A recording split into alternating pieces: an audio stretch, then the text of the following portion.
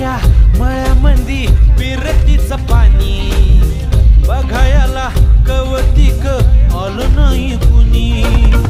मळ्याला या मळेवाली भेटलीच नाही अगराने